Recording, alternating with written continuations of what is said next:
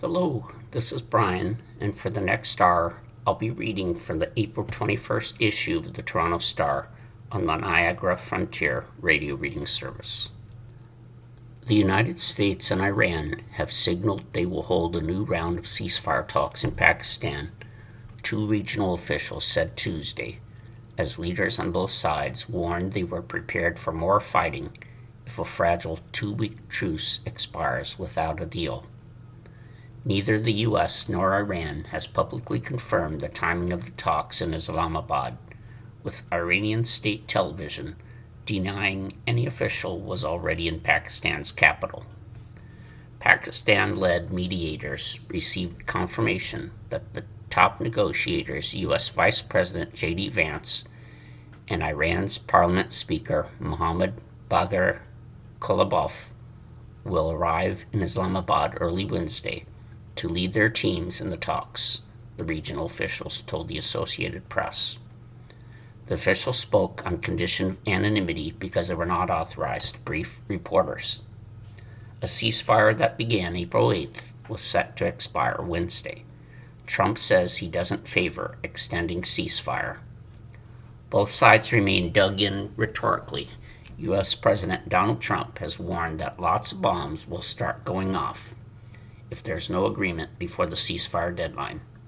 And Iran's chief negotiator said that Tehran has new cards on the battlefield that haven't yet been revealed. The ceasefire could be extended if talks resume, though, Trump said in an interview Tuesday with CNBC. Well, I don't want to do that. We don't have that much time, Trump said, adding that Iran had a choice and they have to negotiate. White House officials have said that Vance would lead the American delegation, but Iran hasn't said who it might send. Iranian state television on Tuesday broadcast a message saying that no delegation from Iran has visited Islamabad so far. Iranian state TV long has been controlled by hardliners within Iran's theocracy. The on-screen alert likely reflects the ongoing internal debate within Iran's theocracy as it weighs how to respond to the U.S. Navy's seizure of an Iranian container ship over the weekend. U.S. says its forces board sanctioned oil tanker. On Tuesday, the U.S. said its forces boarded an oil tanker previously sanctioned for smuggling Iranian crude oil in Asia. The Pentagon said in a social media post that U.S. forces boarded the MT Tiffany without incident. The U.S. military did not say where the vessel had been boarded, though ship tracking data showed the Tiffany in the Indian Ocean between Sri Lanka and Indonesia on Tuesday. The statement added that international waters are not a refuge for sanctioned vessels. The U.S. military on Sunday seized an Iranian cargo vessel, the first interception under blockade of Iranian ports. Iran's Joint Military Command called the armed boarding an act of piracy and a violation of the ceasefire. Strait of Hormuz, key to negotiations. The U.S. imposed the blockade to pressure Tehran into ending its stranglehold on the Strait of Hormuz, a key shipping lane through which 20% of the world's natural gas and crude oil transits in peacetime. Iran's grip on the strait has sent oil prices soaring. Brent crude, the international standard, was trading at close to $95 per barrel on Tuesday, up more than 30% from February 28, the day that Israel and the U.S. attacked to start the war. Before the war began, the Strait of Hormuz had been fully open to international shipping. Trump has demanded that vessels again be allowed to transit unimpeded through the waterway. Trump confirmed to a CNBC interview with the U.S. that the U.S. is considering a currency swap with the United Arab Emirates, whose oil-rich economy has been rattled by the Iran conflict. In a possible swap, the UAE would use its currency, the dirham, as collateral to borrow U.S. dollars.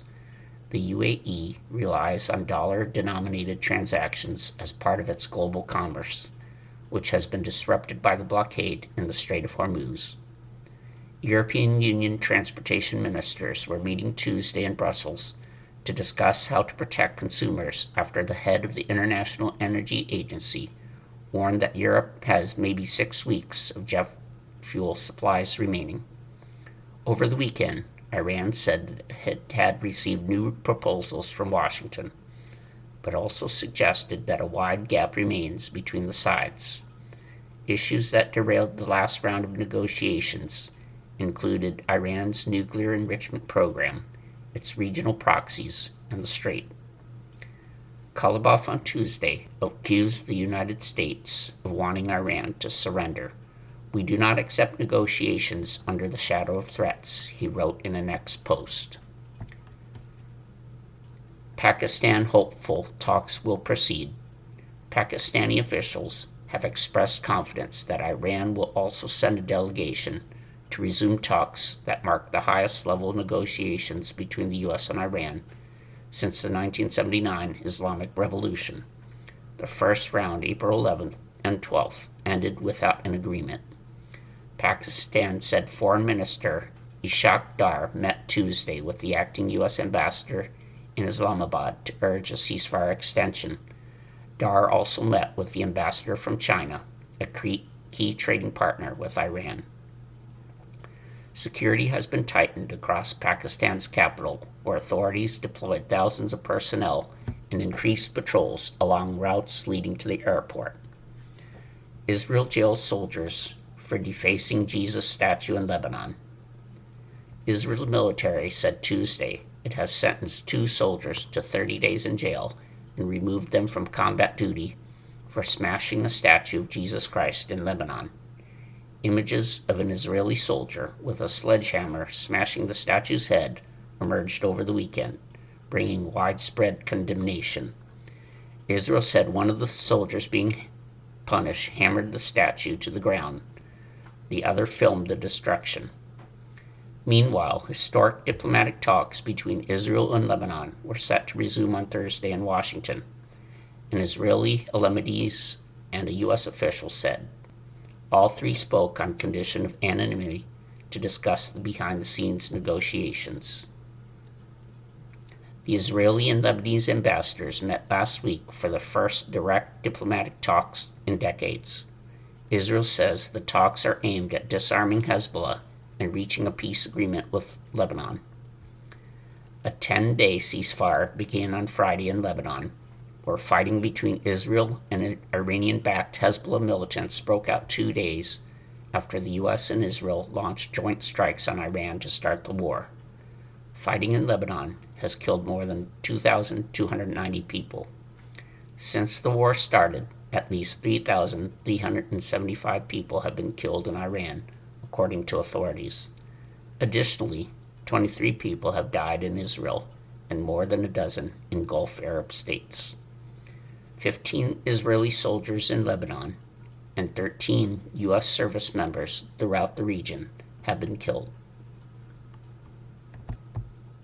Mark Carney gets mixed reviews for response to Donald Trump's war on Canada.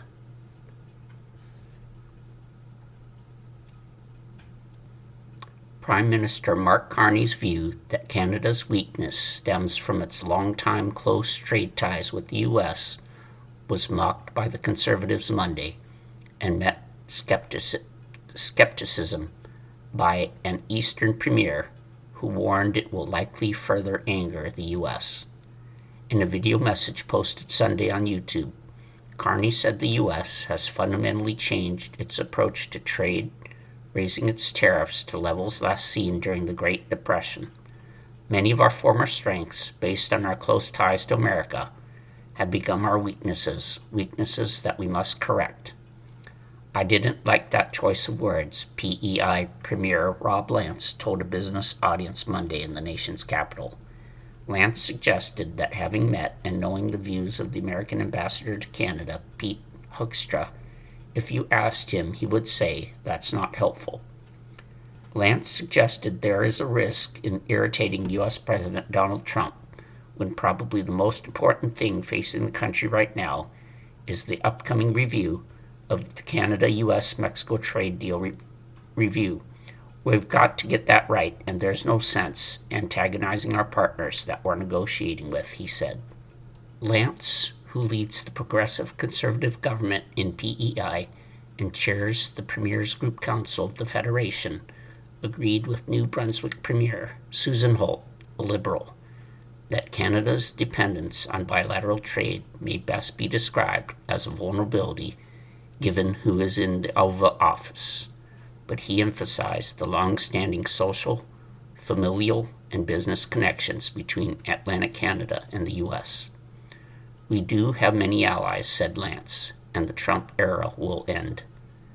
What we are seeing is an opportunity to build new trade relationships around the world, and we're doing that. But I still see a long, prosperous future ahead of us with our relationship with the United States. Lance reached for a strong language, however, when he said it took Donald Trump's war on Canada for Canadians to act to reduce dependence on the U.S., quickly suggesting he meant war on trade. Well, you know, at times it felt like it was almost a war on Canada, he then added. On Monday, Conservative leader Pierre Poilievre posted a video that was similar in style to Carney's Sunday message. Both struck a serious but calm tone as they restated their respective positions for how Canada should weather the current trade tensions with the U.S. Poilievre disagrees with Carney's assessment of an irreversible rupture between the two countries and argues Canada should leverage America's need for energy and critical minerals in order to secure a tariff-free and deeper long-term trade relationship with the U.S., which he says cannot easily be replaced. He also slammed the trade deals Carney touted. How many new trade deals with other countries do you think he has negotiated in his year in office? 0, the Conservative leader said. The last trade deal from this Liberal government was with Indonesia, negotiated by Justin Trudeau. It will boost annual exports with that country by only enough to replace just 5 hours of exports to the U.S. Other than that, there have been a dozen non-binding, unenforceable memorandums that amount to little more than press releases. Holt, who met earlier Monday with Carney and separately with Canada-U.S. Trade Minister Dominic LeBlanc, told reporters that LeBlanc told her there are lots of meetings but little progress on trade tariffs or the review of the Canada-United States-Mexico Agreement, or CUSMA. The minister described it as motion but not movement, that it's not at a place that I could write home about with a lot of optimism, said Holt. The conversations are there, the talks are happening, the relationships are developing, but nobody's satisfied with the status of things today. We need to see a clear path forward. Holt, Lance, Northwest Territories Premier R.J. Simpson, and Premier Doug Ford spoke on a panel at a business summit hosted by the Chamber of Commerce. Simpson agreed with Carney that Canada is in a position of weakness vis-a-vis the U.S., and said we are really under the gun in the face of the CUSMA review, as he too stressed the reality of bilateral ties. We're always going to have a strong relationship with the United States. Geography and relationships dictate that, he said. But we don't need a dependent relationship where this threat of upending CUSMA would throw our economy into a tailspin. All 4 premiers said they agreed with Carney's overall approach and the need to build stronger markets abroad and to knock down interprovincial trade barriers at home. Yet all acknowledged internal barriers are not dropping fast enough, citing interprovincial trucking regulations that slow the movement of goods, ongoing obstacles to recognizing worker credential across provincial lines, or continuing barriers to interprovincial direct-to-consumer alcohol sales. Ford said everyone wants to be able to sell alcohol via the LCBO, one of the world's largest liquor purchasers. That's one of our leverages, he said. It's driving President Trump absolutely crazy that we are not buying American booze. At the same time, however, he gave no indication he'd expedite direct-to-consumer alcohol sales from other provinces. Ford agreed with and hailed Carney as a very smart business person who was growing into the role as Prime Minister. What I think the Prime Minister is saying is we have to diversify our trade, not be so reliant on the U.S. We have to be self-reliant. Ford suggested, erroneously, that Canada remains America's number one customer. They're our number one customer as well. In fact, according to U.S. statistics compiled by the Census Bureau, Mexico is currently America's top trading partner, buying more of America's exports and selling more goods into the U.S. Canada is a close second when it comes to buying U.S. exports, and a distant second when it comes to selling goods in the U.S.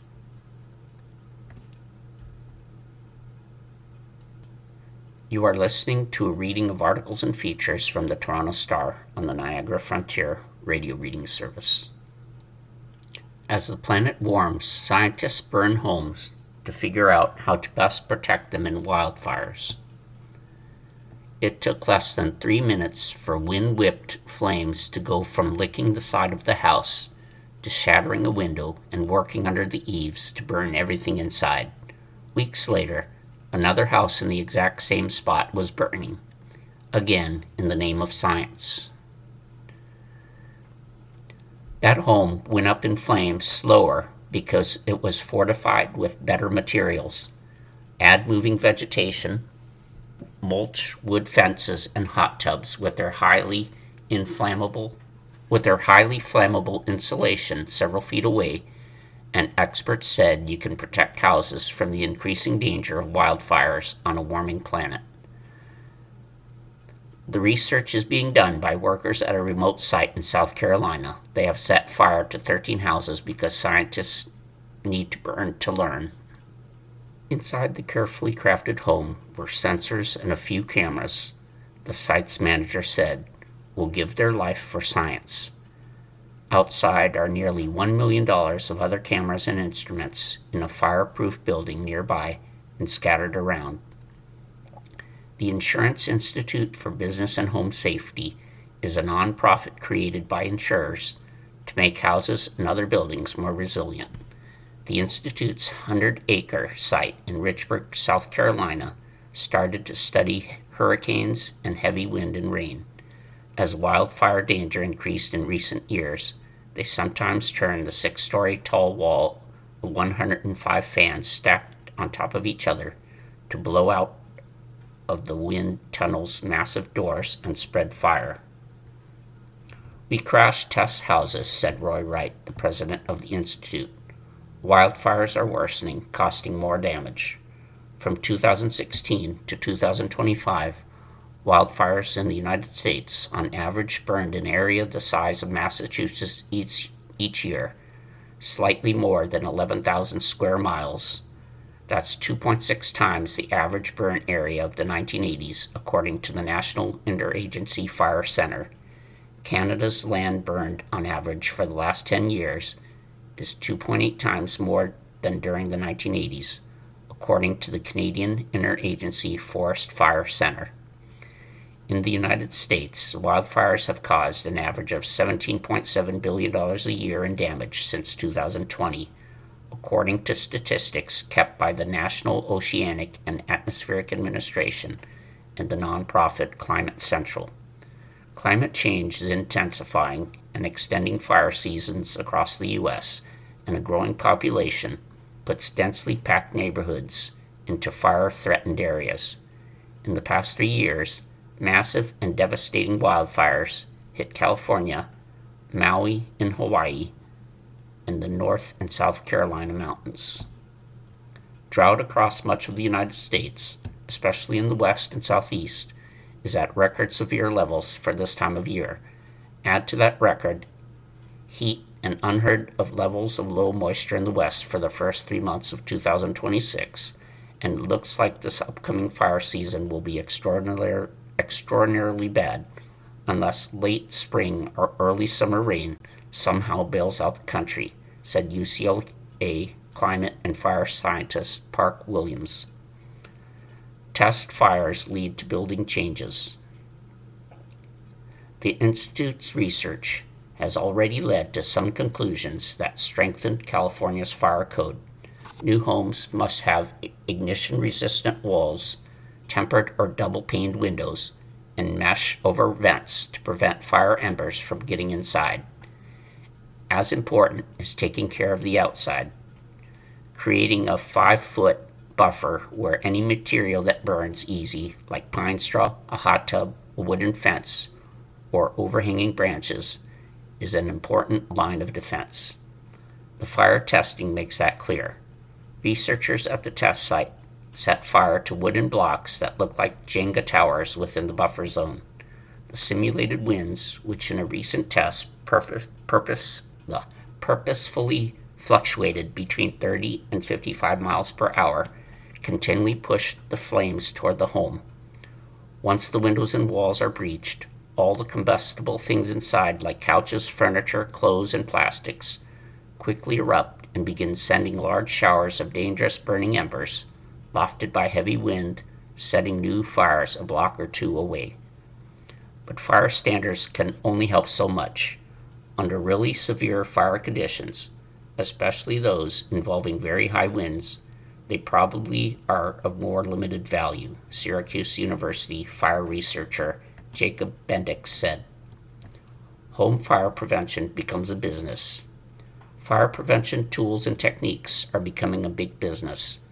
After the 2018 Woolsey fire near his home in Ventura County, California, Nikolai Allen watched firefighters use fire retardants and wondered if homeowners could do the same. He became a wildland firefighter and learned that preventing embers from getting into homes, attics, and garages are the key. Allen now makes and sells Safe Sauce, which include carbon filters or guards for attics and vents, fiberglass heat-resistant ember-stopping tape, and a spray fire retardant that can work from a garden hose, all of which recently became available at a major hardware chain. Allen compares it to how people up north get ready for winter. It's kind of like if you live in the snow, you have a snow shovel, you have scrapers, and you know that you have to take certain preventive steps in order to live in an environment that, hey, sometimes snows, Allen said. Trial by fire. The test fires by the Insurance Institute for Business and Home Safety are carefully controlled. The homes are made to be as similar to regular houses as possible without electricity or plumbing. The attention to detail and safety is exacting. The Institute likes spring fire testing at its site about halfway between Charlotte, North Carolina and Columbia, South Carolina, because while summer temperatures in the south can nearly match those in the fire-prone west, the swampy humidity in July is a bad approximation to a mountain canyon. High winds delayed last week's fire for more than 6 hours, with anxious workers worried they couldn't wait for the next day because an outdoor burning ban was starting after an unusually dry and hot spring. Tarps and machines heat the houses to summer levels just before the fires are set on a huge concrete pad just outside the giant hangar where the fans line one wall and the hurricane testing takes place.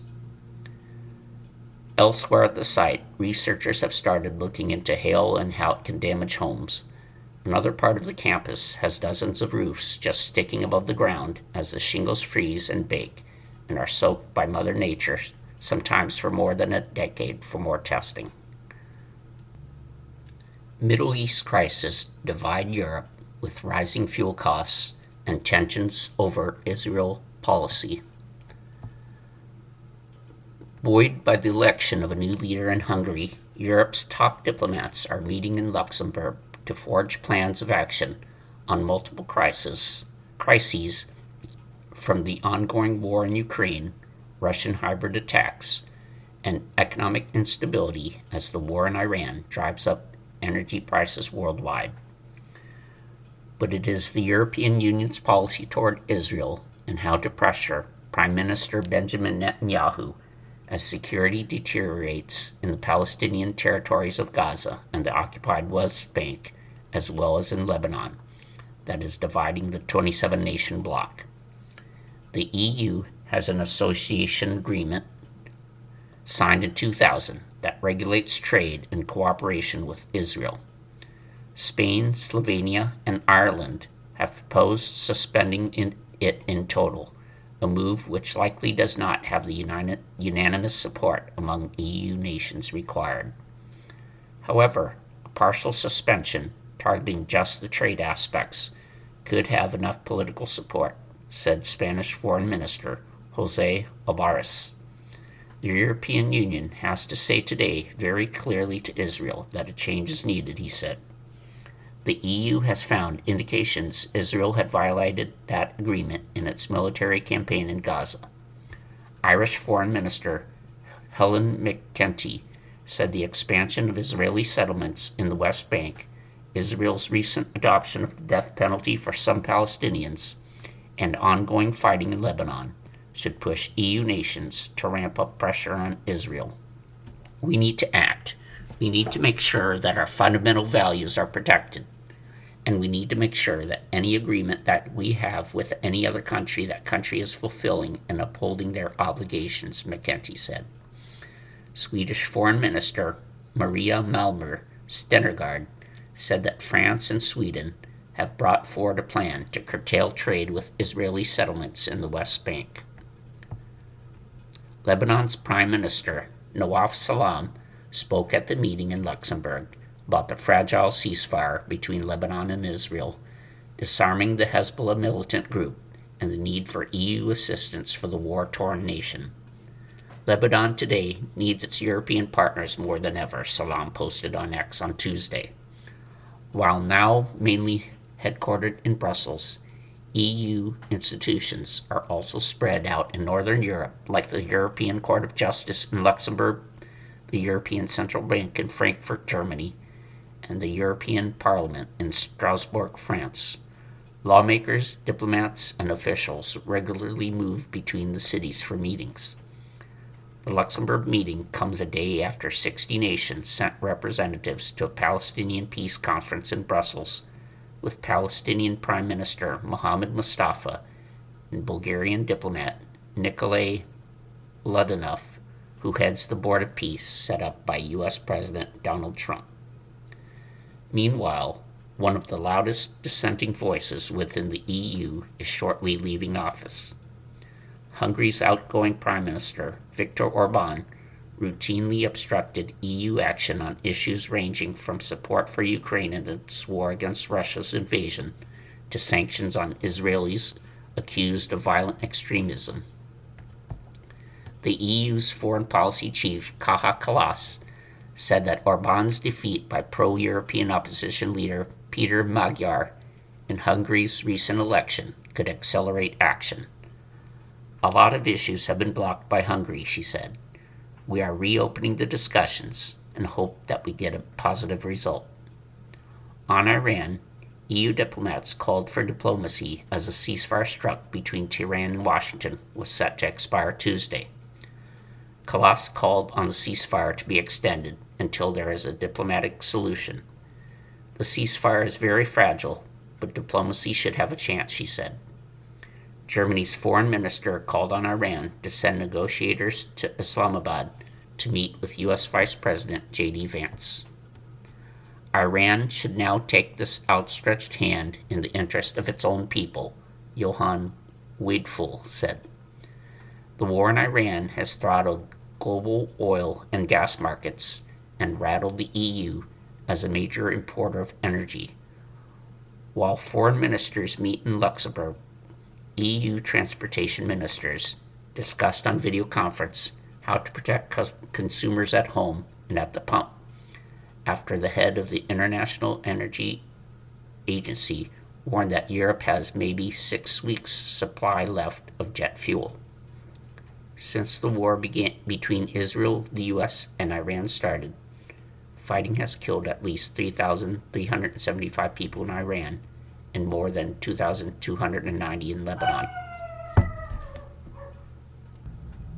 Additionally, 23 people have died in Israel and more than a dozen in Gulf Arab states. 15 Israeli soldiers in Lebanon and 13 U.S. service members throughout the region have been killed.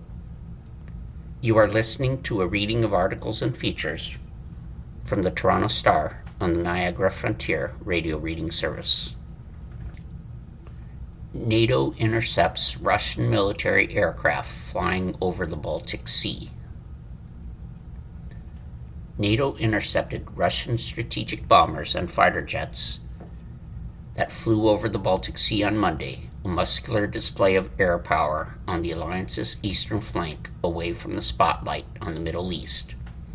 French Rafale fighters were deployed from a Lithuanian airbase where they are stationed as part of a decades-long NATO air policing effort.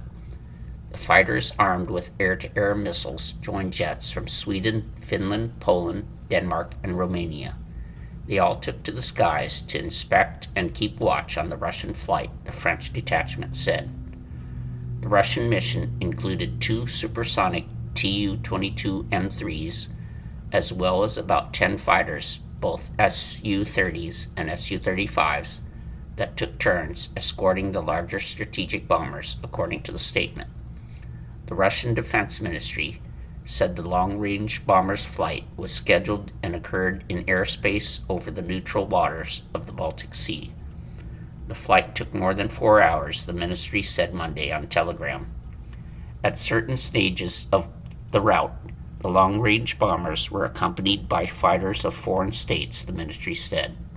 Crews of long-range aviation regularly conducts flights over the neutral waters of the Arctic, the North Atlantic, the Pacific Ocean, as well as the Baltic and Black Seas. All flights of Russian Aerospace Forces aircraft are carried out in strict compliance with international rules for the use of airspace. The ministry did not immediately respond to a request for comment on Tuesday. It often reports flights by its strategic bombers over the Baltic Sea, including in January, when NATO jets also flew up to meet them, and at least 4 times last year. NATO's Allied Air Command also did not immediately respond to a request for comment on Tuesday. The military alliance routinely scrambles fighter aircraft to intercept Russian warplanes that approach or fly near NATO airspace. NATO says the Russian planes it intercepts often fail to use their transponders and don't communicate with air traffic controllers or file a flight plan. NATO jets are sent up to identify them. Many of the Russian flights that NATO monitors with its Baltic air policing mission, in place since Lithuania, Latvia, and Estonia joined the alliance in 2004, are to and from the Russian enclave of Kaliningrad. Even before the war in Ukraine, NATO was intercepting Russian planes around 300 times each year, mostly over waters around northern Europe. A journalist from the Associated Press witnessed the French detachment's response on Monday from the sprawling Šiauliai air base in Lithuania. NATO uses the base for fighter patrols that police the skies on the alliance's eastern flank. 2 French Rafale fighter jets, 2-man crews, a pilot and a navigator, were seen racing in 2 vans to the plane's hangars from the headquarters building the French detachment uses during its 4-month deployment on the airbase. The crews were already suited up because they'd been on standby, so they would be ready to take to the air within minutes if scrambled. The 2 crews quickly took their places in their planes' cockpits. They were then put on hold with the plane's jet engines ignited until they got the order to take off. Then they taxied out of their hangars and roared off into the clear skies. Monday's flight was the latest in Russia's maneuvers over the Baltic. Lithuania's defense ministry said NATO jets were scrambled 4 times from April 13th through 19th to intercept Russian aircraft that violated flight rules that included turning off flight transponders and flying without a flight plan. Mexico's famous Teotihuacan pyramids are closed after gunman opens fire on tourists. Mexico's iconic Teotihuacan pyramids were closed Tuesday, a day after a gunman rained bullets down on tourists, killing a Canadian woman and leaving at least 13 people injured, including a 6-year-old boy, at the archaeological site north of the capital. 7 people were wounded by gunshots, the local government said. The nature of the other injuries was not disclosed, but some people fell when shooting started, including some who were climbing on the pyramids. The assailant, who acted alone, shot and killed himself, authorities said, and security officials found a gun, a knife, and ammunition at the scene. Taken to hospitals were 6 people from the U.S., 3 from Colombia, 1 from Russia, 1 from Brazil, 1 from the Netherlands, and 1 from Canada, the local government said. The youngest person who was hurt was 6. The oldest was 61, Mexican authorities said. In an update Tuesday morning, Mexico's security cabinet said the injured patients were being treated at a clinic after spending the night in stable condition. Authorities identified the attacker as 27-year-old Julio Cesar Jasso Ramirez, a native of Guerrero, Mexico. The assailant carried a tactical-style backpack containing an analog cell phone and bus tickets, said Jose Luis Cervantes Martinez, the Attorney General of the state of Mexico, which includes Teotihuacan. Martinez also noted the presence of literature, images, and manuscripts related to violent incidents known to have occurred in the United States in April 1999. An apparent reference to the deadly shooting at Columbine High School in Columbine, Colorado, in which 12 students and a teacher were killed. The Teotihuacan Pyramids, a UNESCO World Heritage Site, are a series of massive structures on the outskirts of Mexico City built by 3 different ancient civilizations. As one of Mexico's most important tourist destinations, the site drew more than 1.8 million international visitors last year, according to government figures. The shooting took place shortly after 11:30 a.m. Monday, when dozens of tourists were at the top of the Pyramid of the Moon. The gunman fired upward, according to a tour guide who was at the scene, and spoke to the Associated Press on condition of anonymity for safety reasons. Some people, because they were scared, threw themselves face down on the ground, and the rest of us started to go down, the guide said, recounting how the shooter began firing as tourists descended the pyramid steps. Another group of visitors lay motionless on the pyramid's platform to avoid being targeted. Chad will deploy 1,500 troops to Haiti to help combat gang violence. Chad will deploy 1,500 troops to Haiti as part of the United Nations Security Force to the Caribbean country to combat gang violence, according to a letter from the President to the legislature. In the letter read out to lawmakers of the Central African country on Monday, Chadian President Mohamed Déby Itno said 2 battalions of 750 troops each will be deployed from this month for 1 year, following a request by the United Nations. A contingent of 400 men has already been sent to Haiti as part of this mission that honors Chad and its defense and security forces, the president said. Last year, the UN Security Council approved the expansion of the Kenya-led multinational force in Haiti to 5,500 troops, called the Gang Suppression Force, and expanded its power to include arresting suspected gang members, which the previous force did not have. The previous mission, launched in 2023, was envisioned to include 2,500 personnel and was led by the Kenyan police, but it was handicapped by a lack of staff and funds. Deadly gangs control as much as 90% of Port-au-Prince, the country's capital, and swaths of land in the country's central region. In 2021, a squad of gunmen assassinated the country's former president, Jovenel Moïse, in his home. At least 30 people were killed and dozens more were missing, human rights groups said, after the Grand Griffe Gang launched a renewed attack on the town of Petite Rivière de l'Artibonite in central Haiti last month. Iran's leadership survived U.S.-Israeli bombardment, but talks to end the war present a new challenge. After U.S.-Israeli bombardment eliminated Iran's supreme leader and much of its top echelons, the Islamic Republic's leadership didn't fall apart, but negotiations to end the war offer a new test. For decades, the supreme leader successfully managed several powerful factions, bringing to heel those who challenged his authority while listening to rival opinions. It's now unclear who wields that kind of authority over this collection of civilian figures and powerful generals from the paramilitary Revolutionary Guard who appear to be in charge. They have found unity for now by taking a tough line, but disagreements over how much to concede in negotiations with the United States could reveal fault lines as Pakistani mediators try to host a new round of talks this week. A committee now appears to be in charge. In the past, Supreme Leader Ayatollah Ali Khamenei was able to impose his will on the Islamic Republic's disparate power centers.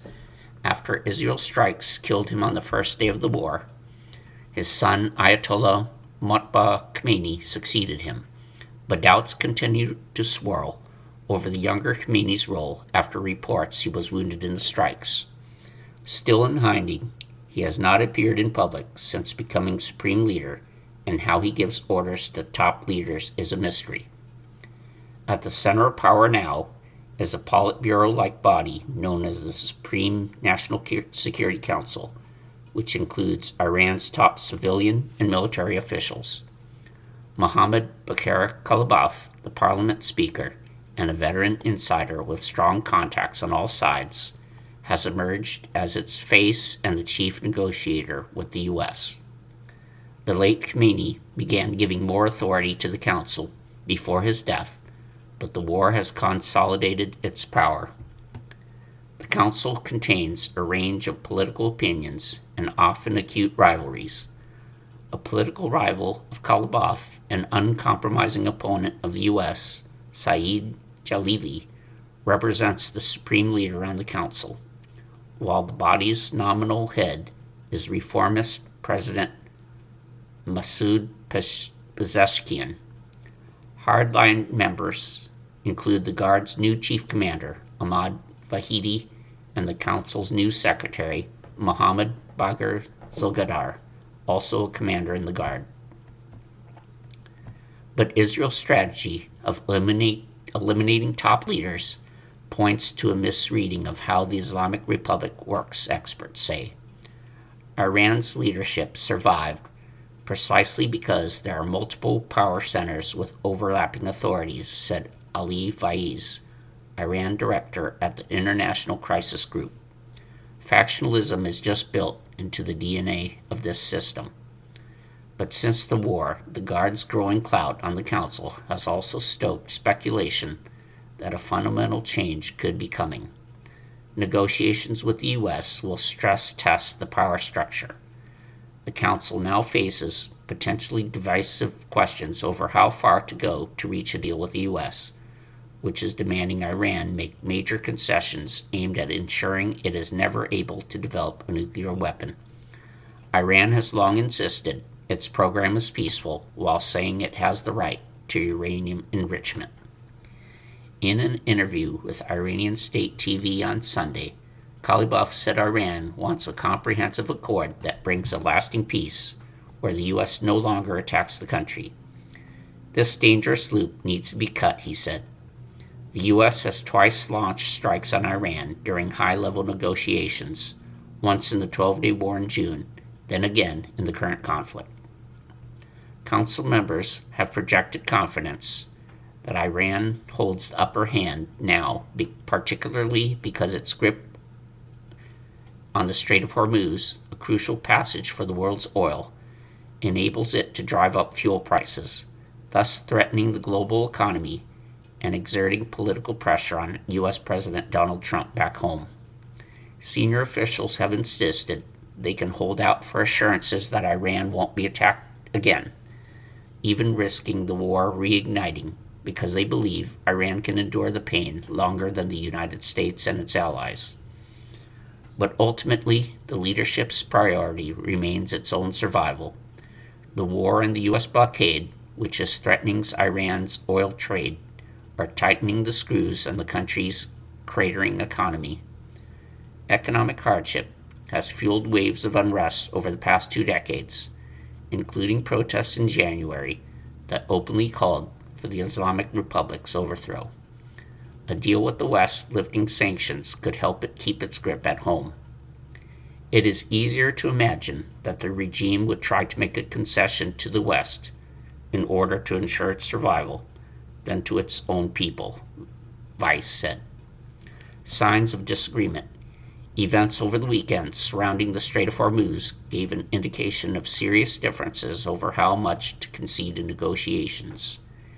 Engagement with Washington has long divided Iran's top ranks, despite a shared deep mistrust of the U.S. On Friday, Foreign Minister Abbas Araghchi announced in a posting on X that Iran was opening the strait to commercial traffic as part of the ceasefire agreement with the U.S. Hours later, Trump proclaimed that the U.S. would continue its blockade to keep pressure on Iran to reach a deal over its nuclear program. On Saturday morning, Iran's military announced that it was reclosing the strait in retaliation for the blockade. Some Iranian media criticized Araghchi, suggesting his post created the impression Iran was showing weakness and revealing the differing positions behind the scenes. A report by the Tasnim news agency, seen as close to the Guard, said the position on the strait should have come from the National Security Council itself. Araghchi's office pushed back, saying the Foreign Ministry does not take any action without coordinating with higher-level institutions.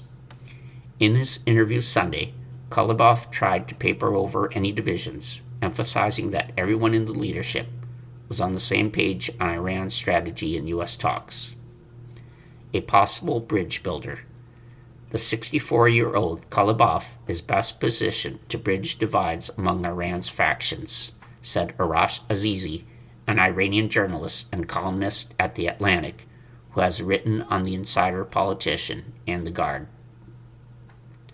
Khalibaf is a former general in the Guard and national police chief and kept close to the Guard throughout his long political career. As Tehran's mayor from 2005 to 2017, Khalibaf gained a reputation as a pragmatist able to get things done, like overhauling an ailing public transport system, even as he faced major corruption and human rights abuse allegations. Khalibaf has political currency within the Guard, and he has the conservatives on his side. But he also now has very robust backing from the reformists and the centrists, Azizi said. Ali Rabi, a well-known reformist and an assistant to the president, wrote last week in a newspaper editorial that Khalibaf was the representative of the country and the regime.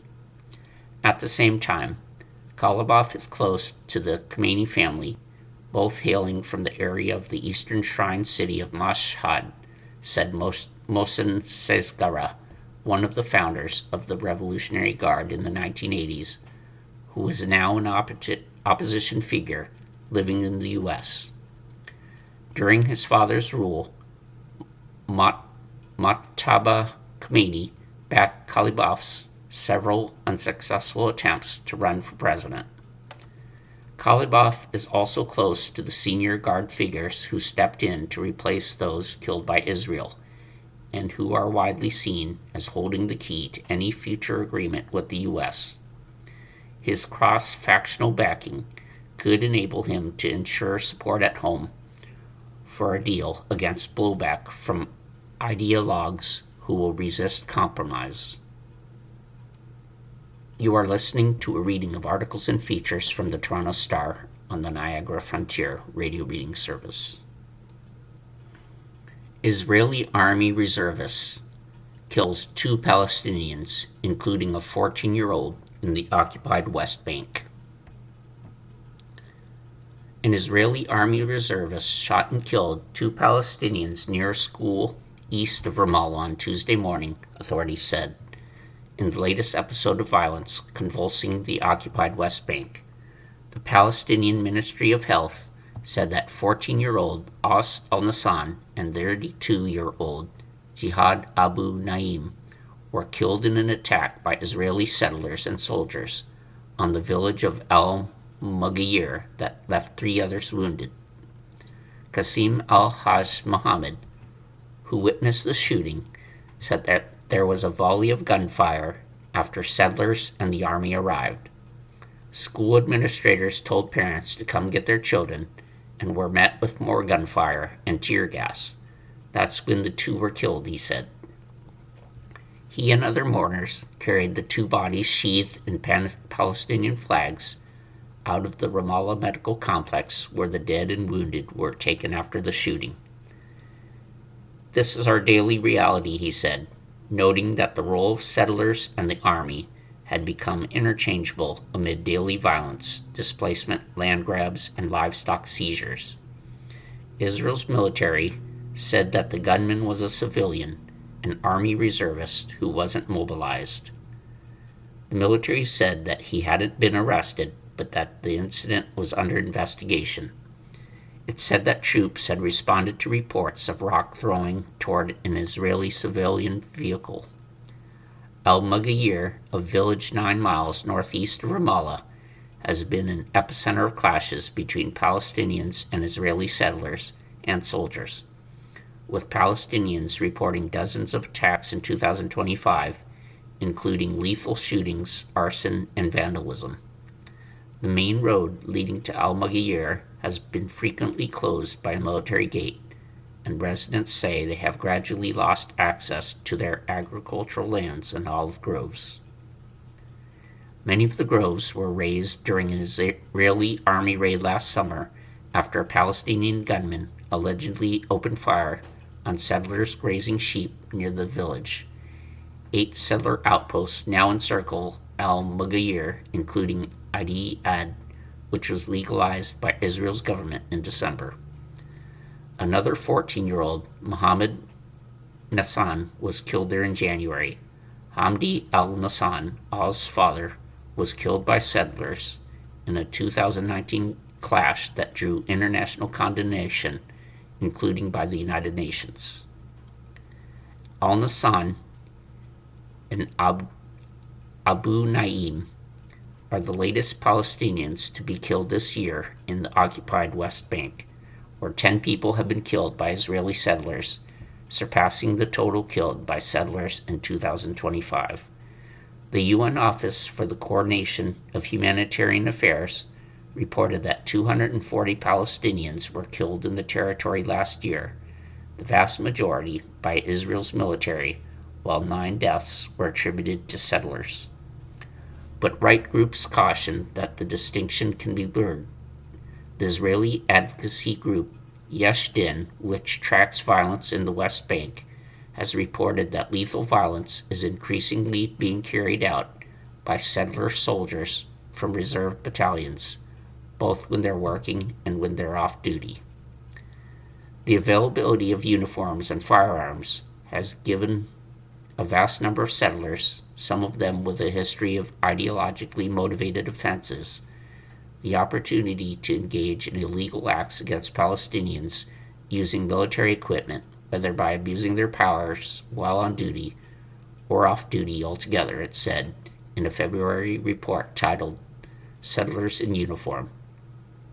Yesh Din noted an active duty reservist wearing civilian clothes opened fire in the village of Deir Jarir, also northeast of Ramallah, in December.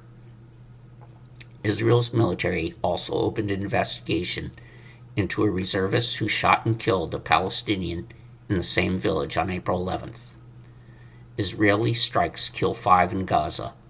Also on On Tuesday, Israeli strikes killed at least 5 Palestinians in the Gaza Strip, hospital authorities said, including 4 suspected militants who were killed when a drone strike hit a Hamas-controlled security point just after midnight in Khan Yunis. Nasser Hospital, which received the casualties, said another man was wounded in the strike in Amal, a Khan Yunis neighborhood around 2.4 miles west of the so-called Yellow Line, separating the Israeli-controlled areas from the rest of Gaza, according to relatives of those killed. Israel's military didn't immediately respond to a request for comment. Relatives said the militant man checkpoint was being used to police the area and protect people and their properties. They were protecting people and their properties, said Ahmed Musa Abu Halal, a relative of the 2 casualties. This is a cold-blooded killing that didn't respect the truce. In the northern town of Bet Lahia, a 30-year-old woman was killed when Israel's Navy opened fire toward tents sheltering displaced people early Tuesday, Shifa Hospital said. Israel's military said it wasn't aware of attacks in Bet Lahia. The deaths were the latest among Palestinians in the coastal enclave since a fragile ceasefire deal in October attempted to halt the more than 2-year-long war between Israel and Hamas in Gaza. While the heaviest fighting has subsided, the shaky ceasefire has seen almost daily Israeli fire. Israeli forces have carried out repeated airstrikes and frequently fire on Palestinians near military-held zones, killing more than 780 Palestinians, according to Gaza health officials. The health ministry, which is part of the Hamas-led government, maintains detailed casualty records that are seen as generally reliable by UN agencies and independent experts, but it does not give a breakdown of civilians and militants. Militants have carried out shooting attacks on troops, and Israel says its strikes are in response to that and other violations. 4 Israeli soldiers have been killed since the ceasefire. You've been listening to a reading of articles and features from the April 21st issue of the Toronto Star. Your reader has been Brian. Thank you for listening.